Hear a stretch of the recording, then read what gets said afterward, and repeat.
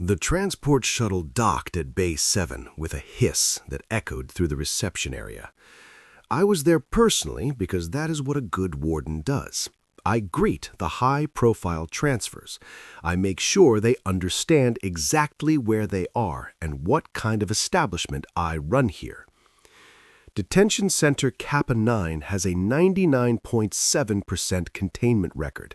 The only reason it is not 100% is because of an incident involving a sentient gas cloud, and honestly, that barely counts. My name is Crow, by the way, Warden Crow, and I take pride in my work. The security team rolled out, 6 of my best guards surrounding the container pod. Standard procedure. The pod itself was humming with energy fields, triple locked. Probably overkill for a Class F, but the Council does not take chances with interstellar prisoners. Politics, you understand. Always politics. "Open it up," I ordered, waving 2 of my mid-arms in the standard authorization gesture. The pod cracked open with a pneumatic sigh, and there he was, the human, Marcus Webb, according to his file. He stepped out slowly, blinking in the bright lights of the facility, and I got my first real look at him. Honestly, disappointing. He was maybe 6 feet tall, give or take, tan skin, dark hair cries short, wearing the standard prisoner jumpsuit that hung loosely on his frame. No claws, no fangs, no armor plating, no extra limbs, no bioluminescent threat displays, nothing. He looked like someone had taken the most average species in the galaxy and forgotten to add any interesting feature. "Welcome to Detention Center Kappa," I announced, keeping my voice formal but not unkind. "I am Warden Crow. You will surrender all weapons, contraband, and personal effects. You will comply with facility regulations. You will not cause trouble.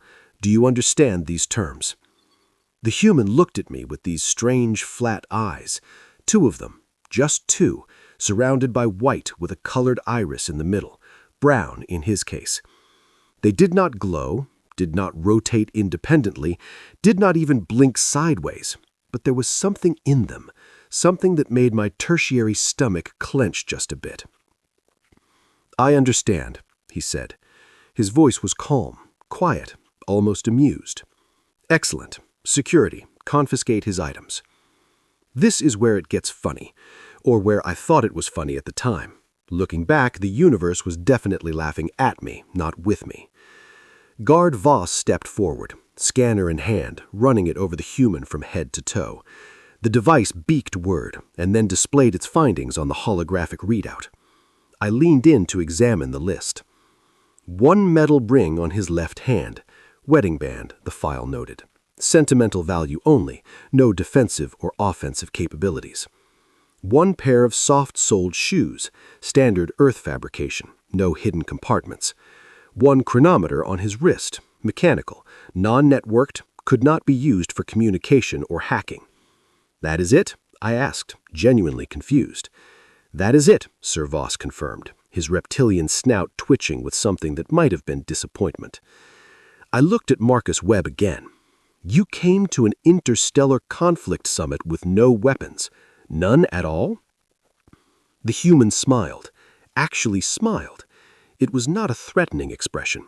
On his species, their teeth are flat mostly, designed for grinding plant matter and cooked meat, not tearing through flesh. "Did not think I would need any," he said. "I was there to talk, not fight." Clearly the talking did not go well, I observed, gesturing to his prisoner status. "You could say that," he agreed, still with that odd little smile. We processed him through intake, took his ring, his shoes, his chronometer, gave him regulations cell slippers and a prisoner number, scanned his biometrics, the whole procedure, by the book, professional, efficient. He complied with everything. No resistance, no complaints, no threats. He even thanked Guard Farmer when she handed him his bedding allotment. Thanked her like this was a hotel and not a maximum security detention facility that has held warlords and terrorists and people who committed crimes I can't even pronounce. "Cell Block 9, maximum security," I ordered. "Standard monitoring, standard meal rations." He is human, so check the database for dietary restrictions. I do not want him dying from allergic reactions on my watch. The paperwork would be horrendous." "Yes, sir," Voss said, leading Marcus away. I watched him go, the human walking calmly between four-armed guards like he was taking a casual stroll. No fear, no anger, no anxiety, just calm. That should have been my second clue. The first clue was that smile. But I had a facility to run, reports to file, and 3 other prisoners arriving that cycle. One of them was Authority, Berserker, who could bench press a small spacecraft. That seemed much more worthy of my attention than one harmless human. Besides, what was the worst he could do? Bore us to death with stories about his planet's weather patterns? Ha ha. The universe has a sense of humor, and I was about to become its favorite punchline. The security briefing the next morning was routine, dull even. I sat at the head of the conference table in my office, reviewing overnight reports while my senior guard gave their updates. Guard Voss was going on about Cell Block 6 and some dispute over food rations between 2 Crossy inmates. Guard Farmer was discussing maintenance issues with the environmental controls in Sector 12. Guard Grunt, who has more muscles than brain cells but as loyal as they come, was eating his breakfast and nodding along without understanding a single word. "And the human?" I asked, more out of procedure than actual concern. Voss flicked through his datapad. Quiet, cooperative, slept through the night cycle, ate his breakfast, no issues whatsoever. "See," I said, leaning back in my chair with satisfaction. "Class F, functionally harmless. I don't understand why the council flagged this transfer as high priority. The paperwork alone was absurd. 3 different authorization codes, 2 DNA verifications, a direct sign-off from a council representative. All for that?"